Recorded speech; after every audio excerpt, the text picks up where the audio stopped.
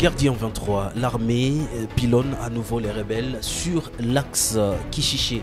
Voilà donc ce qui résume l'actualité du jour pour ce mardi. Messieurs et dames, bonjour. Merci de nous suivre de partout. Au-delà des affrontements, nous allons donc parler de cette attaque à Ituri. L'armée du civil Maï Maï récupère des armes à Babila Bakwanza. Et puis nous allons également parler de cette visite de travail au centre d'instruction de Moura Delikassi. Le général Christian Chiwewe apprécie le niveau des apprenants.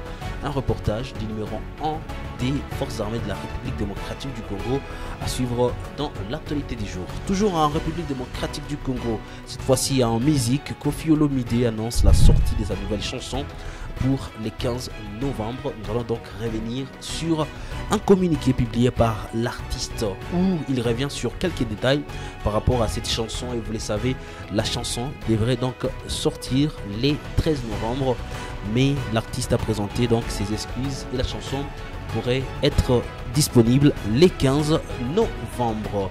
Les grands matchs se jouent sur les petits détails, a dit Todé Farini, le coach des DC Virunga, qui venait donc de perdre son match face à l'AS Luki de Butembo. Nous allons donc les suivre en images dans l'actualité du jour. Et puis nous allons chuter par ces retours de Guillaume Soro qui regagne l'Afrique après 5 ans d'exil. Messieurs et dames, vous êtes nouveaux, moi et vous, on va se retrouver dans la deuxième partie.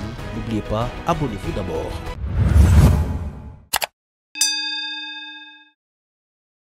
Parlons des affrontements dans la partie est de la République démocratique du Congo. L'armée pilonne les positions des rebelles des Kishiché depuis la cité de Kibirizi. Ces combats ont occasionné un déplacement massif de la population vers Kanyabayonga, à Kirumba, Kibirizi, où une vive tension est observée suite à l'afflux en masse de déplacés. Il faut le dire, déjà des sources à Kivu Morning Post, je cite ici, nous apprenons que Kishiché est sous contrôle d'IM23. Ceci fait suite à un mouvement des militaires vers ici à Kibirizi, mais l'armée pilonne depuis Kibirizi des bombes vers Kishiché. Suite à cette situation, un déplacement massif est observé de la population de Kirima, Kibingbu, Kabanda et Kibirizi vers Kanyabayonga, a dit une source à Kivu Morning Post et qui est également un défenseur des droits humains à Kibirizi qui a requis l'anonymat. D'autres sources, c'est par exemple le président de l'Office civil de Kibirizi qui dit, je cite, la situation est morose suite aux attaques du 23. Les combats sont en cours sur les axes Moussaï Kishiché pour Kibirizi à la paire et la quai de déplacés qui fuit depuis Kirima. Notre espoir est que l'armée est ici et sur les champs de bataille, a déclaré donc à Kivu Morning Post Mwana Kubuya, qui est président de la société civile de Kibirizi. Et il faut rappeler qu'hier, lundi, une source sécuritaire avait déclaré à Kivu Morning Post que l'armée contrôle la cité de Kishiché. En novembre 2022, le 1-23 a été accusé d'avoir commis un massacre à Kishiché où une centaine de civils auraient été tués par ces combats selon l'ONU et le gouvernement congolais.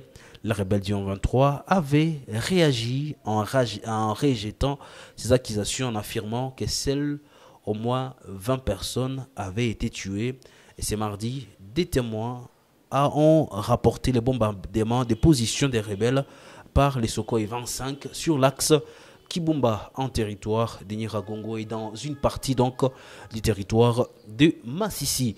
Rendons-nous en Ituri à présent. 6 miliciens Maï Maï FPP ont été tués par les éléments des forces armées de la République démocratique du Congo et des armes de type AK-47. Un lot important de munitions récupérées lundi 13 novembre 2023 en territoire de Mambasa. D'après le lieutenant Jules Ngongo, porte-parole de l'armée en Ituri, ces miliciens étaient tués lors d'une patrouille de combat menée par les éléments de la 31e brigade de défense principale en chefferie de Babila Bakwanza. La situation est maîtrisée par les forces loyalistes. La population est appelée à vaquer librement à ses occupations, a-t-il conclu dans une dépêche parvenue à Kivu Morning Post, le porte-parole de l'armée dans la zone, le lieutenant Gilles Ngongo. Et comme je l'ai dit au sommaire de cette actualité du jour, ces moments où nous revenons sur les questions d'actualité de la journée, Les généraux d'armée Christian Chiwewe Songesha, chef d'état-major des forces armées de la RDC, a effectué lundi 13 novembre 2023 une visite de travail au centre d'instruction de Moura. Nous sommes à Moura Delikasi dans la province du Haut-Katanga.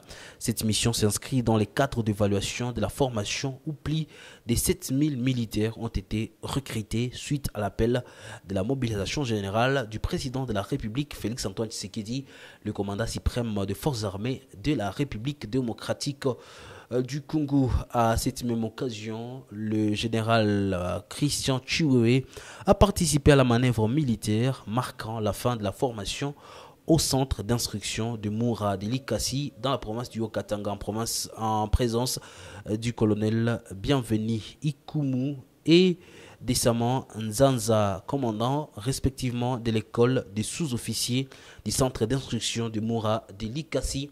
Ici d'ailleurs, je vous propose de suivre ce reportage sur la visite du numéro 1 de l'armée en République démocratique du Congo. Est-ce que vous êtes prêts à kokenda na front?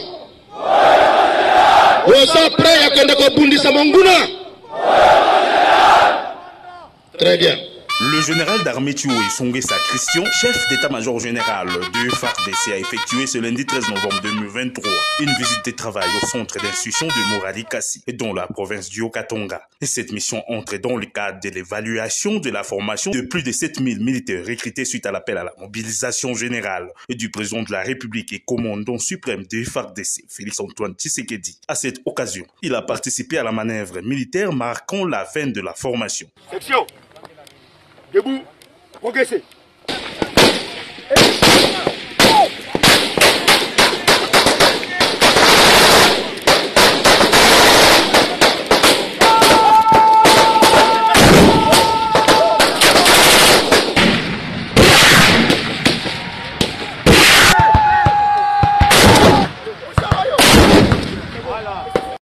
Est-ce après les briefings des colonels Ikomo Bienvenu et Zanza Desema, commandant respectivement de l'école des sous-officiers et du centre d'instruction de Moura. Le général Chiwewe s'est ensuite adressé aux militaires en fin de formation. Dans sa causerie morale, il a prêché la discipline, le patriotisme, la politisme et la loyauté. Nazalaki na Goma, mokonzi ya mboka alobi na ngai général après kuna okende pe Moura parce que nayoki ke bauti kosilisa formation na bango. Yango nauti ko assister na manœuvre na sepeli parce que eleki kitoko mokonzi apesi bino nyonso mbote.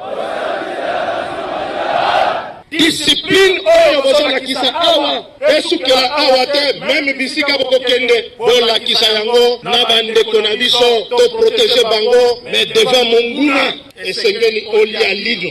Est-ce que toyokani kotrahir mboka ya bakoko na yo te? Est-ce que boza prêt ya kokende na front?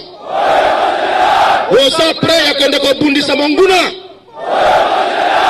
Il faut être déterminé.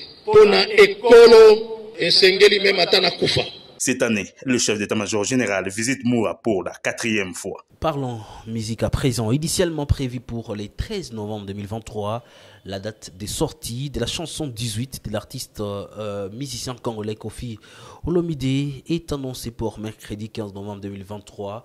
Dans un communiqué de presse publié par l'artiste lui-même et dont une copie est parvenue à la rédaction de Kivu Morning Post, Koffi Olomide, conscient de l'attente de ses fans et mélomanes, présente donc des esquisses et affirme que la chanson pourra donc sortir demain 15 novembre 2023. Parlons football à présent, les DC Virunga qui avaient une avance au score face à l'AS Nyuki de Butembo lundi 13 novembre 2023 au stade de l'Unité. Sur le but inscrit par Piscas Kirenge sur balle arrêtée, s'est fait égaliser dans les derniers instants de la partie sur une bourde du nouvel entrant, les défenseurs arrière latéral gauche Lobela qui a remis la balle en plein axe central pour mettre en difficulté le portier Christian, le milieu de terrain Mwindo Koro de l'AS Nyuki à la retombée en a profité pour inscrire le but égalisateur dans un poteau vide pour permettre les pendules à l'air, pour remettre donc la pendule à l'air. Il s'agit donc en conférence de presse d'après-match, l'entraîneur de l'AS Virunga, Tode Farini, qui jusque-là qualifie l'AS Niouki comme la meilleure équipe de la province du Nord Kivu en Ligue D a évoqué cette erreur défensive de son équipe. Ici, je propose de suivre en image Todé Farini, qui est le coach de DC Virunga, dans cette image produite par notre confrère Georges Ben Mouima. Ça fait partie de la compétition, ça fait partie du jeu. Et dans un jeu, il y a toujours des erreurs.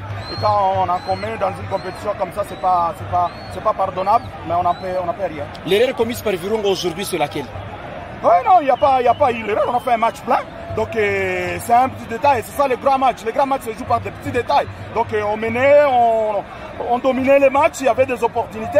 Et pour finir, l'actualité du jour, l'ancien Premier ministre et ancien président de l'Assemblée nationale de la Côte d'Ivoire a regagné l'Afrique après 5 ans d'exil suite aux ennuis judiciaires en Côte d'Ivoire.